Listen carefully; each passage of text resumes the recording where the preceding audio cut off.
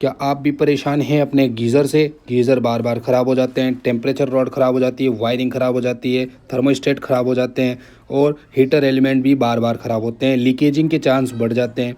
कौन सी वायरिंग लगेगी, कौन सा हीटर लगेगा, कैसे हम बड़ी टंकी के अंदर बड़ा वाला गीज़र बना सकते हैं लॉन्ग लाइफ चलने के लिए। मैंने गीज़र बनाया 5 साल आज तक चल रहा है।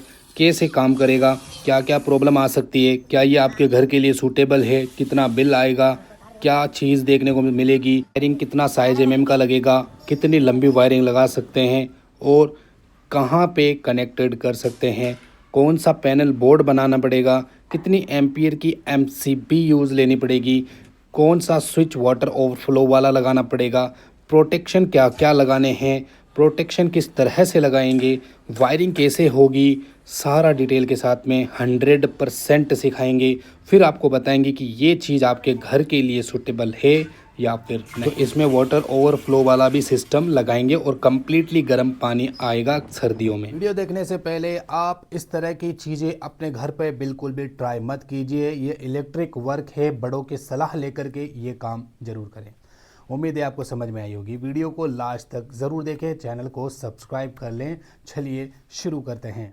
तो देख सकते हैं हमारे केस में यहाँ पे 4 टंकियाँ हैं पानी की और आपके आंखों के सामने ये चारों टंकियाँ आपस में कनेक्टेड हैं। कैसे हैं ये चारों टंकियाँ? जैसे कि 2 टंकियाँ यहाँ पे टी लगा के कनेक्ट हो गई, यहाँ पे टी लगा के कनेक्ट हो गई, आपस में पैरेलली कनेक्ट हैं और यहाँ से पूरा पानी आपस में कनेक्ट होके नीचे जाता है पाइप के थ्रू। ठीक है, अब यहाँ पर एक होता है पाइप इन सभी टंकियों को एक ही पाइप से भरने का। ठीक है, और सभी का जो लीटर साइज है बराबर है। अभी मैं आपको आगे बताता हूँ।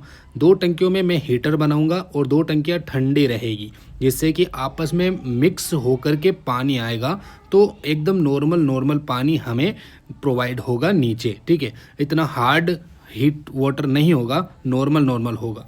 तो अब मैं आपको समझाता हूँ।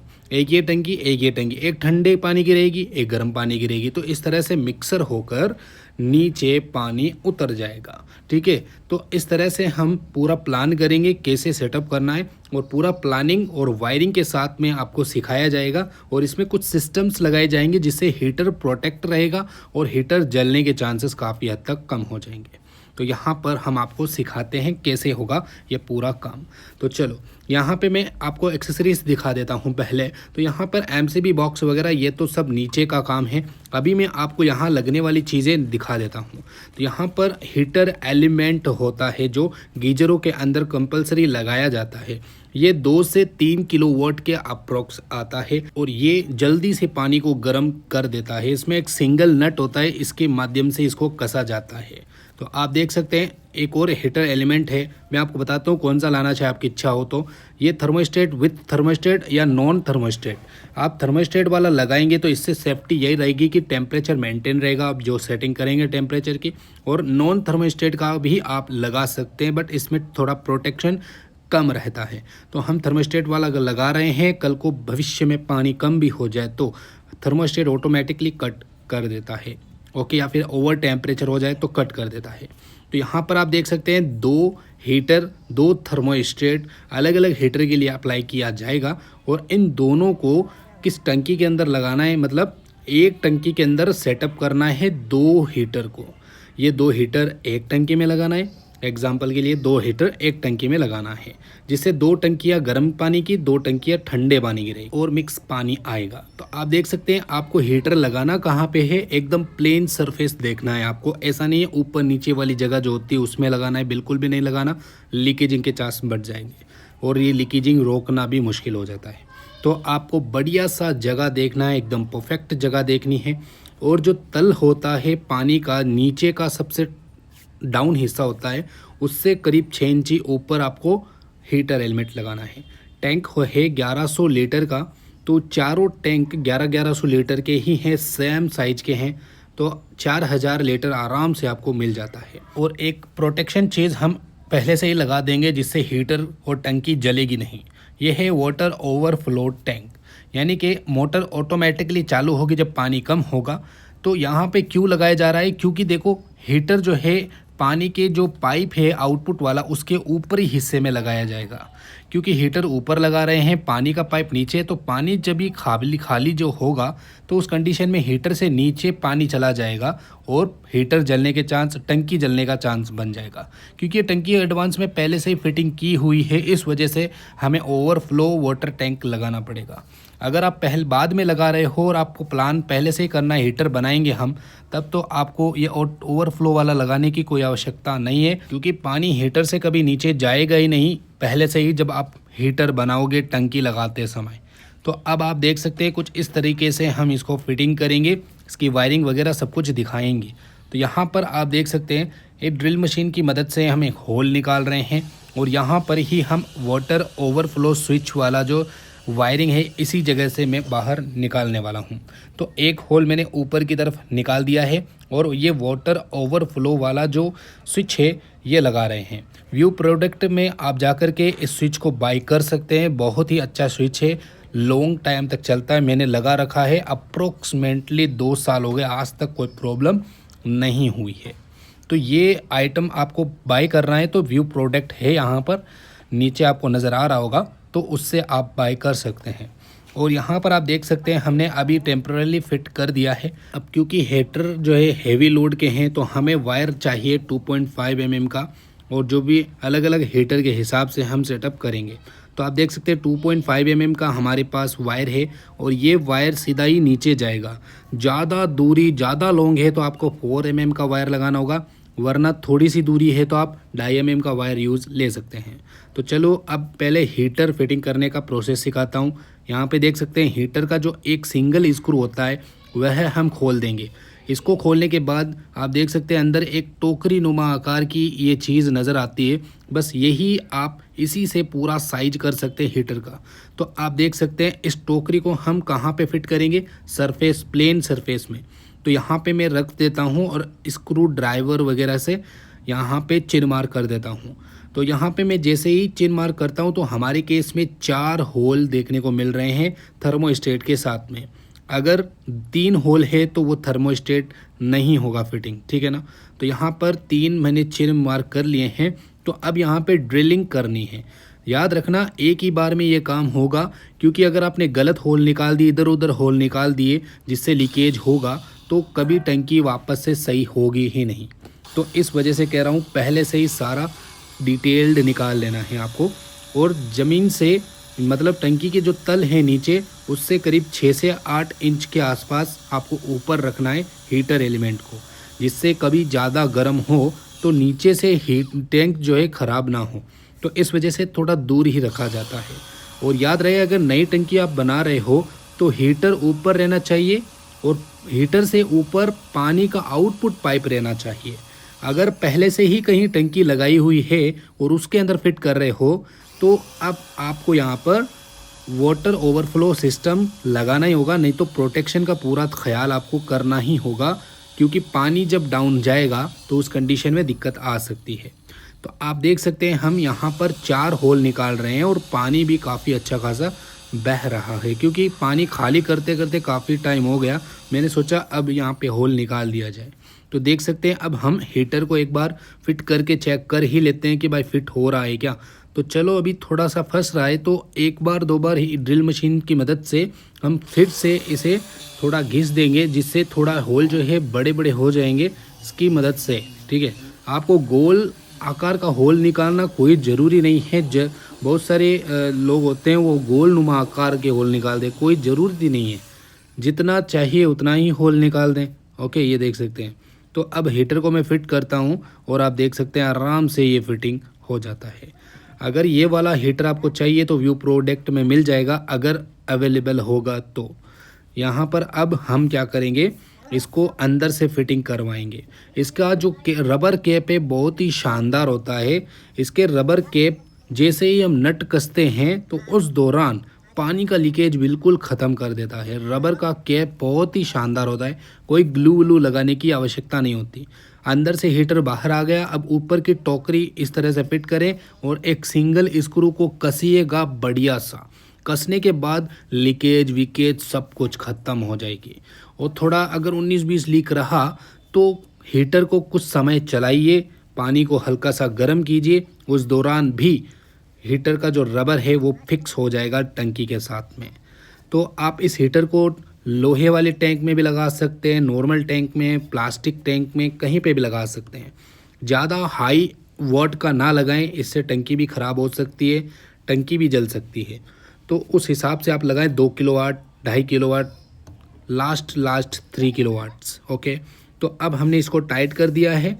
अब यहाँ पर इसी तरह से एक और हीटर हम लगा रहे हैं, जैसे कि एक टंकी में 2 हीटर लगाया जा रहा है, फिर दूसरी टंकी में 2 हीटर लगाया जाएगा, और इन दो हीटरों में अलग अलग थर्मोस्टेट लगाया जाएगा जो टेम्परेचर को मेंटेन करेगा, हीटर एलिमेंट को सेफ रखेगा। तो अलग अलग स्विच से ये वर्क करेंगे। स्विच भी अलग अलग होगा, नीचे एमसीबी बॉक्स के अंदर हम जब वायरिंग करेंगे तो अलग अलग स्विच होगा। एक टंकी का सेटअप अलग स्विच होगा और दूसरी टंकी का अलग होगा। तो हमने इसमें भी लगा दिया 2 हीटर और इसमें भी लगा दिया 2 हीटर। अब यहाँ पे क्या दिक्कत, देखो ये जो हीटर है लग चुका है, बट यहाँ पे पानी जो है सीधा ही हीटर के ऊपर आ रहा है, जो कि गलत बात है। बट कोई दिक्कत नहीं है, क्योंकि हम यहाँ पर लगा रहे हैं ओवरफ्लो सिस्टम, जिसकी वजह से पानी कभी ख़त्म होगा ही नहीं। तो अब आप देख सकते हो वायरिंग करेंगे। वायरिंग में समझा देता हूँ कौन कौन सी जा रही है। यहाँ से देखो, यहाँ पे जा रही है पहले 2.5 mm की 2 वायर एक टंकी के लिए, फिर 2.5 mm की 2 वायर दूसरी टंकी के लिए, और यहाँ पे 2 वाइट कलर के इंडिकेशन के लिए, और ये 3 वायर वाटर ओवरफ्लो टैंक के लिए।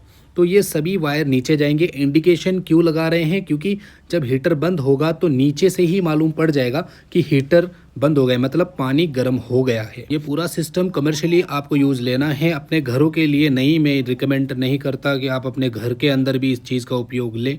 बाकी आप छोटी मोटी टंकी, छोटा मोटा गीज़र बनाना चाहते हैं तो इस तरह से बना सकते हैं। तो यहाँ पे मैं परफेक्टली वायरिंग को पूरा पाइप के अंदर सेटअप कर रहा हूँ। जैसे सोलर पैनल की वायरिंग कैसे सेटअप होती है, वैसे ही ऊपर से नीचे तक मैं पाइप लाइन के अंदर ही फिटिंग करना चाहता हूँ। इससे वायर ख़राब नहीं होगा धूप वगैरह से, ठीक है ना, और बढ़िया सा चलेगा। कोई कट वट भी नहीं लगेगा, कोई मार्बल कुछ भी गिर जाए वायर के ऊपर तो भी कट वट लगने के चांस काफ़ी हद तक कम हो जाएंगे, और करंट भी नहीं रहेगा, ज़मीन पे गीलापन रहेगा तो पाइप की वजह से थोड़ी सेफ्टी हो जाएगी। तो यहाँ पे पूरी वायरिंग हमने कर ली है, और मैं आपको अभी बताऊंगा किस तरह से हीटर के अंदर वायरिंग की जाती है। तो वायरिंग पूरी ऊपर से नीचे तक तो हमने पहुंचा दी। अब यहाँ पे हीटर की वायरिंग बिल्कुल सिंपल तरीके से होती है। जैसे कि न्यूट्रल की बात करें तो न्यूट्रल आप हीटर के दोनों पॉइंट्स में किसी भी एक पॉइंट्स में दे सकते हैं, कोई ज़रूरी नहीं है इसमें फेज़ ही देना है। तो न्यूट्रल मैंने फिट कर दिया डायरेक्टली, ये डायरेक्टली न्यूट्रल होगा।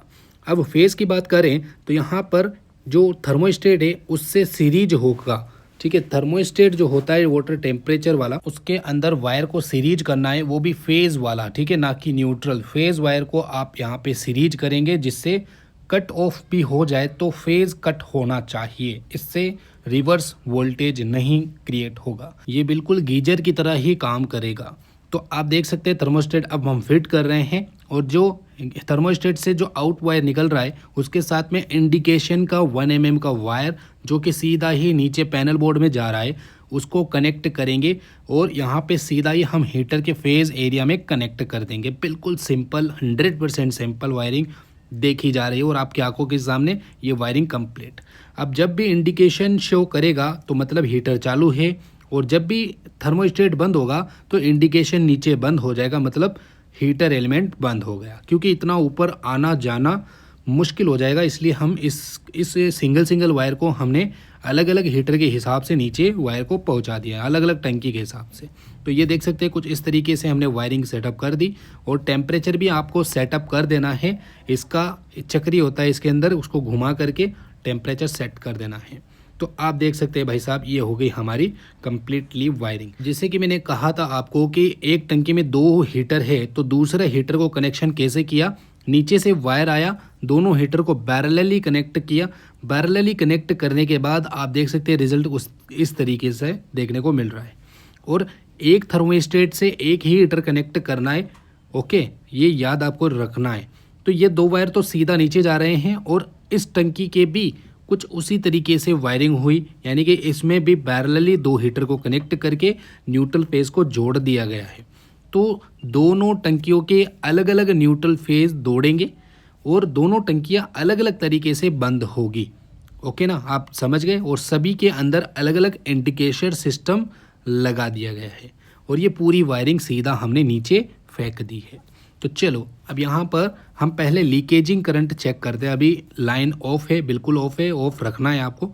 तो बॉडी अर्थ चेक करना है, तो बॉडी अर्थ में कोई करंट यहाँ पे फ्लो नहीं हो रहा है, इसका मतलब हमारा हीटर एकदम सही है। तो इस तरह से चारों हीटर को चेक कर लेना है। अब मैं आपको दिखा देता हूँ अंदर से हीटर कैसे नज़र आ रहे हैं। तो आप देख सकते हैं ये 2 हीटर यहाँ पे देखने को मिल रहे हैं इस टंकी के अंदर, और ओवरफ्लो भी हम यहाँ पे अभी लगाने वाले हैं। और ये दूसरी टंकी, इसमें भी 2 हीटर एड ऑन हो गए हैं, ठीक है, इस तरीके से।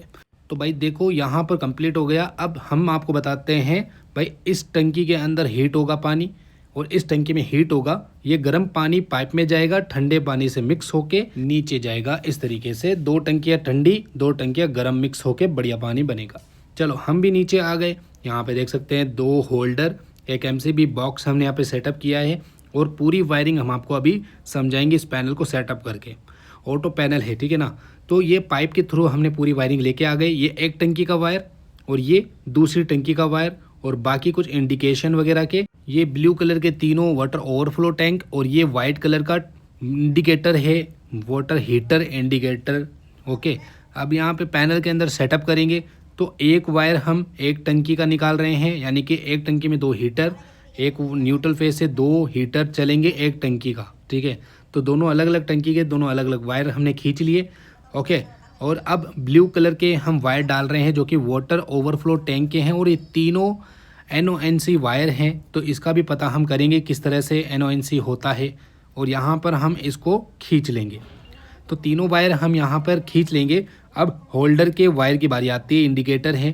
तो इन दोनों होल्डर के वाइट कलर के वायर को काट देंगे और अलग अलग होल्डर के लिए अप्लाई करेंगे, जैसे एक ये वाला और एक इसमें ऐड ऑन कर देंगे, क्योंकि अभी हमें कसना है इस बोर्ड को, इस वजह से हम यहाँ पे वायर को निकाल रहे हैं। तो अब इस पैनल बोर्ड को हम यहाँ पे इंस्टॉल कर देंगे और MCB वगैरह सेटअप करना आपको सिखाएंगे। तो इसमें MCB C टाइप की लगानी है। मिनिएचर सर्किट ब्रेकर आप लगाना चाहते हैं तो लगा सकते हैं, क्योंकि अगर कोई शॉर्ट सर्किट हो जाए, वायर शॉर्ट सर्किट हो जाए तो MCB गिर जाए, ठीक है। आइसोलेटर भी लगा सकते हैं बट वो गिरेगा नहीं। MCB बेनिफिट होगा, उससे प्रोटेक्शन होगा। हेवी लोड होगा, ज़्यादा लोड हो जाए, पानी के अंदर शॉर्ट सर्किट हो जाए, कुछ भी हो जाए तो MCB गिर जाएगी। तो इस वजह से आपको MCB ही उपयोग लेनी है। तो यहाँ पर आप देख सकते हैं बोर्ड को हमने यहाँ पे अच्छी तरीके से कस लिया, वायरिंग को सेटअप करना है। अब देखो यहाँ पे वायरिंग आ चुकी है, जिसमें आप देख सकते हैं 2 टंकी की वायरिंग है, जैसे कि अलग अलग हीटर की 2 अलग अलग टंकियों की 2 वायरिंग है। वाइट कलर के इंडिकेटर, ओके, और ये न्यूट्रल होल्डर के और ये ब्लू कलर के ओवरफ्लो टैंक के हैं। अब हम लगाएंगे ये वाली रिले। ये वाली रिले मोटर के लिए है, ऑटोमेटिक मोटर ऑन ऑफ करने के लिए। इसका ताल्लुक हीटर से बिल्कुल भी नहीं है। तो ये रिले हम हेवी वाली लगा रहे हैं, क्योंकि मोटर 4 टंकियों को भरती है, इस वजह से बहुत हेवी मोटर यहाँ पे उपयोग में ली गई है। इस वजह से हम यहाँ पे बड़ा वाला रिले लगा रहे हैं। आप घर के लिए लगाते हैं, छोटा रिले भी लगा सकते हैं, कोई दिक्कत नहीं है। तो हो गया काम हमारा रिले का कंप्लीट। तो रिले हमने यहाँ पे सेटअप कर दी। अब इन रिलेओं वगैरह की वायरिंग सिखाएंगे और MCB की वायरिंग सिखाते हैं। तो देख सकते हैं हम ये एक मोटर ऑटोमेटिक वाला जो इंडिकेटर है वो भी यहाँ पे इंक्लूड करेंगे, क्योंकि मोटर ऑन ऑफ होगा तो हमें यहाँ पे देखने को मिलेगा इंडिकेशन की भाई मोटर ऑन है। अब यहाँ पर हम MCB लगाएंगे। अब MCB कैसे लगानी है, B टाइप की नहीं C टाइप की लगानी है। B टाइप की ट्रिप ज़्यादा करेगी हेवी लोड पर, इसलिए C टाइप की आपको MCB लगानी है। 32 एम्पियर की लगानी है, ज़्यादा हेवी लोड है तो। अब यहाँ पे 2 MCB के अंदर हमने सेटअप कर दिया ऊपर की टंकी वाली, यानी 2 MCB या ऊपर की टंकी के लिए न्यूट्रल और फेस कट करेगा, ठीक है, और 2 MCB दूसरी टंकी के लिए न्यूट्रल और फेस कट करेगा। यहाँ पे एडवांस में पहले से ही MCB यहाँ पड़ी थी, इस वजह से हमने ओल्ड MCB यहाँ पे यूज़ ले रहे हैं, ओके, क्योंकि यहाँ पे गीजर का झंझट जो था वो ख़त्म कर दिया गया है। डायरेक्टली टंकी के अंदर ही हम गीजर बना दिए हैं। तो अब आप देख सकते हैं 2 MCB न्यूट्रल फेज़ एक टंकी के लिए, 2 MCB न्यूट्रल फेज़ दूसरी टंकी के लिए। तो आप देख सकते हैं इस तरह से काम हो गया है हमारा कंप्लीट। अब यहाँ पे हम इन MCBओं को इस बॉक्स के अंदर सेट कर देंगे। सेट करने के बाद इसकी जो इनपुट लाइन है वह वाली देनी है, जो कि आगे से आई हुई है उसको हम सेट करेंगे। और ये सिस्टम जो है बहुत ही बढ़िया बिजली का बिल भी खाएगा, क्योंकि आपको मालूम है 2-2 ढाई-ढाई किलोवाट की एक हीटर एलिमेंट है। तो आप बता सकते हैं 1 घंटे में कितना यूनिट आएगा, कमेंट करके ज़रूर बताएं। तो हमने एक लाइन खींच दी जो कि डायरेक्टली मीटर से आ रही है, क्योंकि घर की नॉर्मली लाइन के अंदर कनेक्ट करेंगे तो वायरिंग जला देगा। तो इस वजह से इसकी जो लाइन है डायरेक्टली आ रही है मेल लाइन से। और कमर्शियली में आपको पता है हेवी लोड वाली ही वायरिंग डाली जाती है। 3 फेज़ का यहाँ पे मीटर है, तो इस वजह से यहाँ पे कोई दिक्कत देखने को नहीं मिल सकती।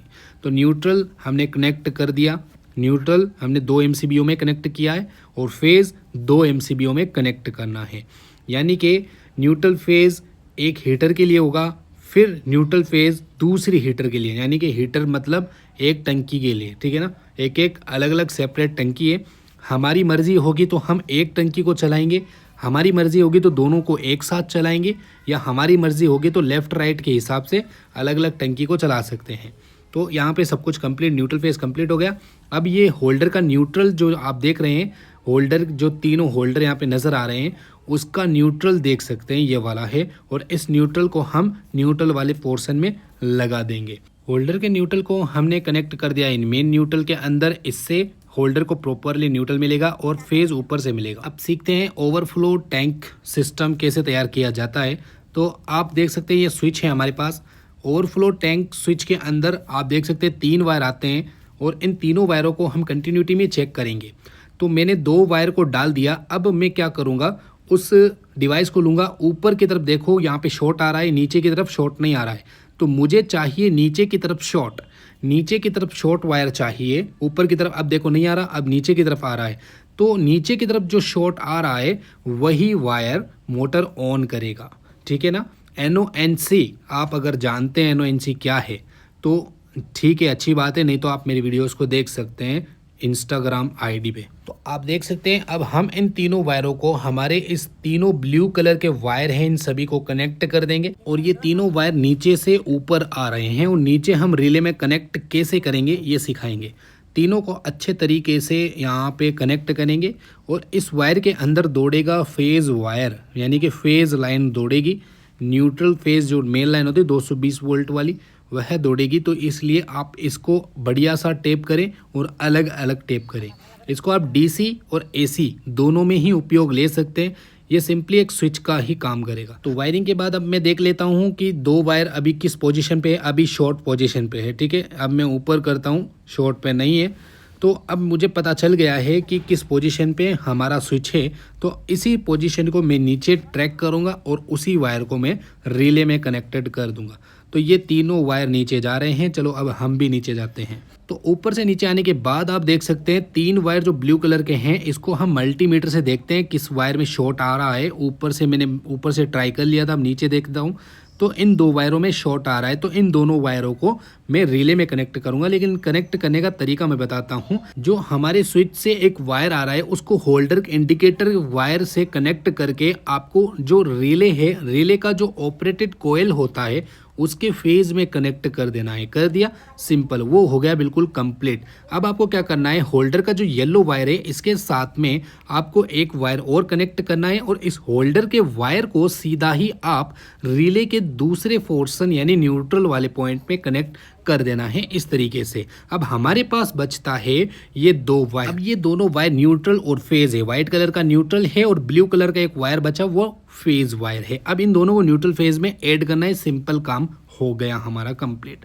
चलो अब मोटर के लिए हम दूसरी वायरिंग खींचेंगे, क्योंकि मोटर की सप्लाई अलग फेज से आ रही है और हीटर की सप्लाई अलग फेज से आ रही है। तो 2 वायर मोटर के खींचेंगे और 2 वायर मीटर न्यूट्रल फेज खींचेंगे, ठीक है। और इन दोनों को, चारों वायरों को रिले के अंदर इनपुट आउटपुट करना है।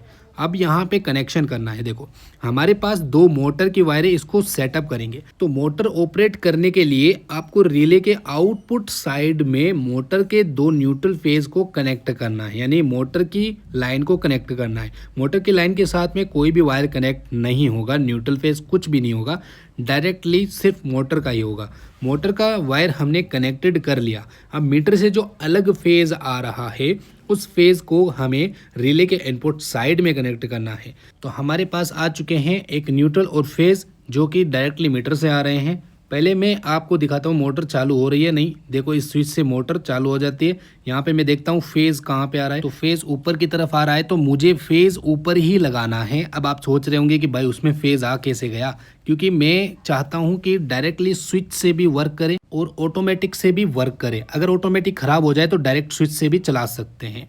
तो आप देख सकते हैं हम एक वायर फेज वाले वायर के साथ में ब्लू कलर का जो हमारे स्विच से आ रहा है, ऊपर वाले छत में टैंक वाले स्विच से आ रहा है, उसमें फेज कनेक्ट करना है डायरेक्टली। सीरीज हो करके सीधा ही हमारी रिले की कंट्रोलर में कंट्रोल होगा और डायरेक्टली मैग्नेटिक फील्ड बनेगा और ऑन हो जाएगा। अब यहाँ पर हमने फेज को कनेक्ट कर लिया। अब न्यूट्रल की बारी आती है। तो न्यूट्रल जैसे कनेक्ट करते हैं भाई, यहाँ पर देख सकते हैं न्यूट्रल को कनेक्ट करने के बाद हमारा जो बल्ब है वो भी ऑन हो जाता है, यानी कि पानी अभी खाली है और रिले भी चालू हो जाता है। और जैसे ही मैं इस वायर को टच करता हूँ मोटर भी ऑन हो जाती है। तो ये काम हो गया हमारा कंप्लीट। यदि मोटर काम ना करे, रिले काम ना करे, तो इंडिकेटर बता देगा कि ऊपर का ओवरफ्लो टैंक वाला स्विच बढ़िया वर्क कर रहा है, मतलब सही काम कर रहा है। ओके, तो यहाँ पर हमने कर दिया है हीटर को भी ऑन। ये देख सकते हैं एक एक बल्ब चल रहा है, एक एक MCB मतलब 2 MCB न्यूट्रल फेज वाली चालू कर रहे हैं। तो हमारी जो एक एक इंडिकेटर वो भी काम कर रहा है। अब यहाँ पर मैं इसको बॉक्स को एकदम बढ़िया सा फिट कर दूंगा और बढ़िया सा फिट करने के बाद ये हमारा जो काम है लगभग फाइनल हो चुका है। और इसका प्रोटेक्शन भी हमने कंप्लीट कर लिया है, हर जगह से प्रोटेक्ट कर लिया है। आपका सवाल हो सकता है अगर लाइट चली गई और पानी ख़त्म हो गया तो तब भी हमारा जो हीटर है बंद हो जाएगा, क्योंकि उसमें थर्मोस्टेट लगा हुआ है ओवर टेम्परेचर पे, ठीक है ना। अब यहाँ पर आप देख सकते हैं मोटर को टेस्टेड करते हैं। जैसे ही ये नीचे आता है, मतलब इस तरह से रहता है, तो पानी की मोटर ऑन हो जाती है। ऊपर होते ही पानी की मोटर ऑफ हो जाती है। तो इसी तरह से हम सेट करेंगे। बट यहाँ पर हमने 2 हीटर लगाए हैं तो काफ़ी समय लग जाएगा पूरी 1000 लीटर टंकी को गर्म होने में।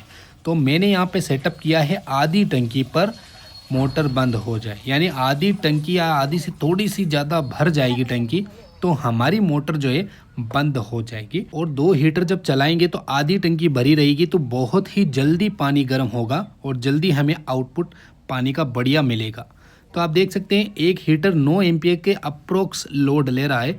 तो 9 एम्पियर का मतलब होता है 2 किलोवाट, यानी 2000 वाट 9 एम्पियर के हिसाब से चल रहा है। तो एक टंकी 4 किलोवाट लेगी जब ऑन होगी। और मैंने आपको पहले ही कहा था कि ये कमर्शियली में ठीक है, आप अपने घर पे लगाओगे तो पर कच्चे उड़ जाएंगे भाई, 1 महीने का बिल आपका बहुत ही ज़्यादा आएगा। तो इस हिसाब से आप अपने घर में छोटी टंकी बना लें, ठीक रहेगा। तो आप देख सकते हैं अब हम करंट चेक करते हैं बॉडी में, तो बिल्कुल भी करंट नहीं आ रहा है, एकदम परफेक्टली चल रहा है, ठीक है। अब हीटर की जो एलिमेंट की हीटिंग है वो देख लेते हैं, यहाँ पे काम कर रही है। जी हाँ दोस्तों, यहाँ पे देखो हल्के हल्के बुलबुले टाइप्स के कुछ नज़र आ रहे होंगे आपको, रोशनी करता हूँ तो ये देख सकते हैं हल्के हल्के से नज़र आ रहे हैं। इसका मतलब पानी गर्म होना शुरू हो गया है। और मैंने जो ओवरफ्लो वाला सिस्टम लगाया है वो ऑब्वियसली उस जगह पे स्टार्ट होगा जिस जगह हीटर के ऊपर कम से कम 3 से 4 इंच पानी रहेगा, तब जाके पानी की मोटर ऑन होगी। और आधी टंकी जब भर जाएगी तो पानी की मोटर ऑफ हो जाएगी। यानी हमारा जो हीटर एलिमेंट है वो 100% सेफ रहने वाले हैं। और अगर लाइट चली जाए तो उस कंडीशन में हीटर से नीचे पानी भी पहुंच जाएगा, तो लाइट आने पर हीटर चालू होने के बाद ऑटोमेटिकली कट ऑफ हो जाएंगे ओवर टेम्परेचर की वजह से, जिससे टंकी सेफ रहेगी, हीटर सेफ रहेंगे। तो सेफ्टी मेथड का पूरा ध्यान रखा गया है। 2 गर्म पानी 2 ठंडे पानी की टंकियाँ दोनों आपस में मिक्स होंगी और बढ़िया सा पानी नीचे आएगा। और अब आप कहेंगे कि ये लॉजिक आपने कहाँ से सीखा? ये लॉजिक मैंने अपने दिमाग में ही तैयार कर लिया था और इस टाइप का जो सिस्टम है मैं 2-3 जगह लगा चुका हूँ, परफेक्ट वर्क कर रहा है और आज तक वर्क कर रहा है। कम से कम 5 साल हो गई है, कोई दिक्कत देखने को नहीं मिली। इस वजह से इस साइड पर भी मैं इसी चीज़ को अप्लाई कर रहा हूँ, क्योंकि मेरा 5 साल का एक्सपीरियंस है इस टंकी के साथ में 4 साल का, तो इस वजह से मैंने यह काम किया है यहाँ पर। तो यहाँ पर आप देख सकते हैं ये पूरी वायरिंग हो चुकी है, पैनल वैनल सब कुछ लग चुके हैं, सब ऑटोमेटिकली तैयार हो चुके हैं, सब कुछ कंप्लीट है। ये 2 एक टंकी के, ये 2 एक टंकी के, और इंडिकेटर और ये पानी की मोटर की रिले। और इमरजेंसी केस में इस स्विच से भी मोटर चला सकते हैं यदि अगर पैनल में कोई प्रॉब्लम आए, ठीक है। और यहाँ पर इन सभी नलों के अंदर नॉर्मल बढ़िया पानी आपको यहाँ पे प्रोवाइड होता रहेगा, सभी नलों के अंदर एक साथ। ठीक है ना। तो अब ये पैनल सब कुछ तैयार है, काम बिल्कुल फाइनल है। अब बारी आती है थोड़ी बढ़िया सी सर्दी आ जाएगी, उस समय इसका रिव्यू चेक करेंगे कि भाई आखिर वर्क कर रहा है या नहीं। हालांकि यहाँ पर गीज़र वगैरह भी लगे हुए थे, इससे प्रॉब्लम ये हो रही थी गीज़र बार बार ख़राब होते हैं। कमर्शियली गीज़र की बात करें तो बिल्कुल भी अच्छे से वर्क नहीं करते, घरों के लिए गीज़र बढ़िया रहते हैं। लेकिन हमने जो ये गीज़र बनाए हैं कितना सक्सेस होता है मैं आगे आपको बताऊंगा। सो फ्रेंड्स, वीडियो आपको कैसी लगी है, उम्मीद है आपको पसंद आई होगी वीडियो। बट मैं आपको कुछ डिस्क्लेमर देना चाहता हूँ। आप अपने घर की टंकियों में कभी भी इस तरह की चीज़ उपयोग में ना लें, क्योंकि अगर आप अपने घर की टंकियों में उपयोग लेंगे तो काम तो कर जाएगा बट बिजली का बिल बहुत ही ज़्यादा आएगा।